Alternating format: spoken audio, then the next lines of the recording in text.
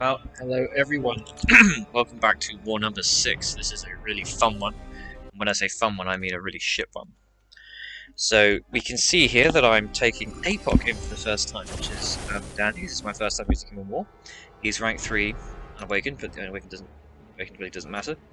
I wasn't originally going to take this Jabari Panther, but I actually volunteered to because I wanted to give myself a charge for later, which well, I guess I'm glad I did, but yeah, we'll see what happens later. So I'm taking, like I said, Jabari. In a sense, it doesn't really matter because she has this silly thing where cleanse doesn't work with APOC abilities, even though it probably should. I don't know. I see. Apparently that's intended, but I think it's really dumb. He should be able to resist that. My alliance mate put the White Magneto pre-fight here, so it's just a nice, easy. You know, knock her down to remove that protection on this node because it's the shared node in section 1. And then, I mean, I'm not the most experienced APOC player, but I like to go for SP2s in a fight like this just to get it over nice and quick. I haven't even put on mutant return boots, perhaps I should, but it doesn't matter. Here I can see she's in the mode where Dex won't work, so I'm just blocking. There she goes unblockable because I forgot to keep track of it. She goes unblockable from the bubble shield. However, arguably it was all intentional because now I gain bleed immunity, so that might come in handy later. Or indeed it might not. And the fight's over in about a minute, so not too bad. And I'm taking next Longshot on node 22. For those of you who watch Karate Mike's videos, I apologise that my videos are so similar to his, but there we go. Yeah, this is node 22, this is Longshot. Spidey's kind of made for this. However, you may recall that last season I died to a Longshot, not on this node, using Spidey 2099, and that's because he was in Pure of Heart, he threw an SP2, and I had bad karma on me. So I'm now pretty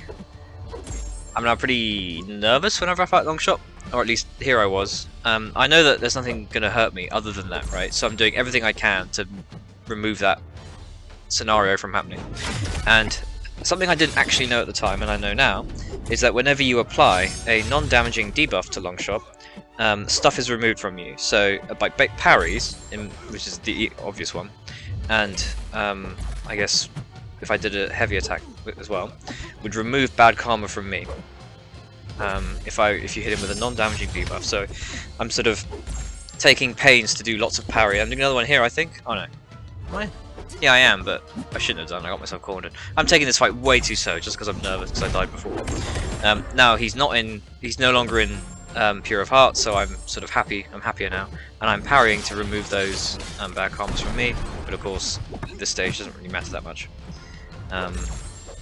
Yeah, I think my parry just removed one of his good karmas, but I'm not super sure. Yeah, it does. So, and the Wither removes loads, and yeah, we're looking pretty good.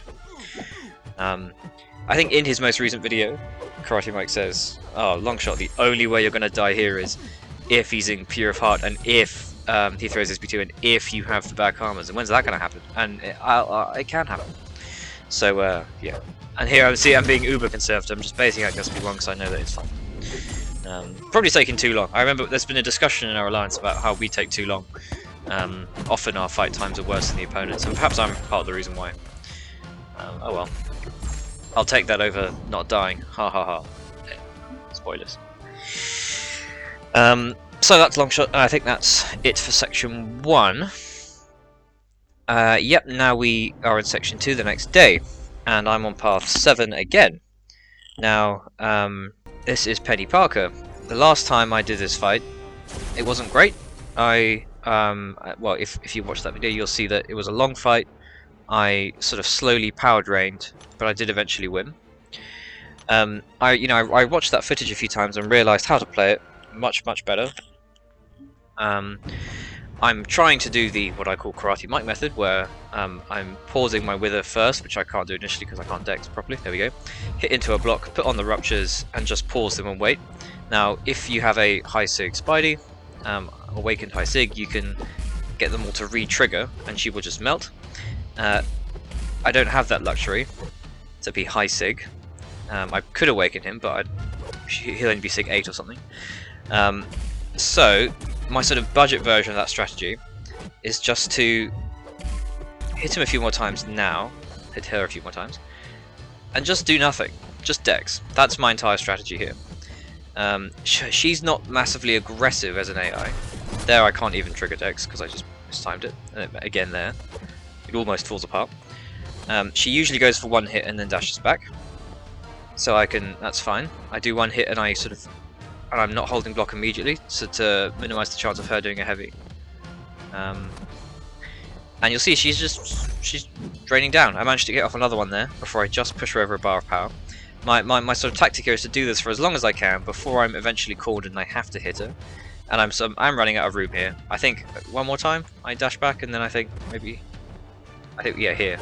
Dash, parry, hit. Boom. Rupture burst takes her down. I wait while her shield was down, but it doesn't really matter. Hit her a few more times and the fight's over. Nice and easy, you know, no significant health loss at all. Took a minute and a half. I was really happy with that. It's a nice example of just doing a fight, not doing it brilliantly, doing it again, doing it much better. Great. Now here we have Mole Man, an aspect of evolution. And I think the planners kind of underestimated this fight a bit. Because, you know, everyone knows that, oh, APOC counts as Mole Man, just go and be APOC and you'll be fine. But I guess what both I and the planner overlooked was that the way this aspect of evolution works is that every time they gain over a bar of power threshold, they increase various different things by 5%, including their ability accuracy. And the way that APOC works is that he doesn't just prevent shrug blanket, he reduces the ability accuracy of the opponent's purify effects by 100%, which means that for every time APOC goes over a bar of power, he's increasing that ability back from 0 by 5%. So you may have seen it earlier, and you see it there again. He purified my debuff, he purified my degen as I get to SP2. Because he had I think I did the maths, I think he's gone over 5 bars of power, so he had a 25% chance of doing that, and he did it, so my SP2 did no damage. And at that point, once I realise what's happened, I know that this fight is basically over. There's nothing I can really do here because, you know, there he purified my parry.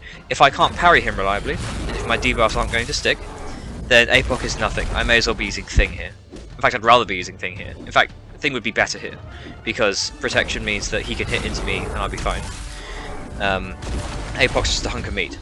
So all I can do here is just put on debuffs until he's in frenzy, and now that he's in frenzy he can't shrug anymore. So now's my chance to sort of get through as much of this fight as I can. He's a bit stingy with a special, but that's fine. I know that I can get a parry off here, a reparry because I missed the initial one, and see here my concussion lands and my special does a decent amount of damage, but still not that much, because as the fight's been going on and dragging on, he's been getting increased crit resistance and increased armor. The aspect of evolution, so even then, it's not looking great. I feel to myself I need to have this concussion on for the whole fight, because that's going to reduce his ability accuracy back down again. So I'm desperate to throw a heavy there. I just miss. The second hit would hit him, but he resists it, which is a Mole Man ability. That's not a stand your ground. And I don't get the refresh on the concussion just. And I have also lost my vulnerability boost here.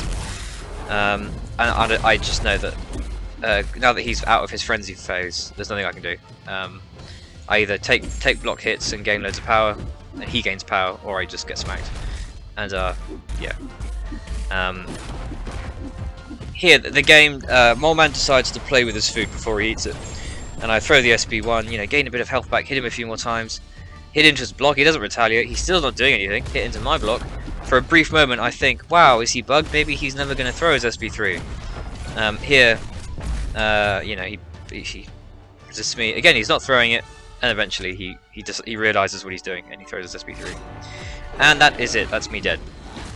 So, would I go as far as to say this isn't APOC trap, this fight? Maybe. I think if you had a rank 4 ramped APOC, it would be okay. Maybe. But I did also get unlucky that at the start he shrugged my debuff when he only had a 25% chance of doing that. So I kind of got unlucky, but at the same time I think it's a much harder fight than it seemed. So I make an assessment here that I don't need backup, because he's down to 45% or something, and well, less than that, I can see that, and I think I can do better than that. As in, I can just do this myself. I reapply an invulnerability boost, and I make it here much more of a...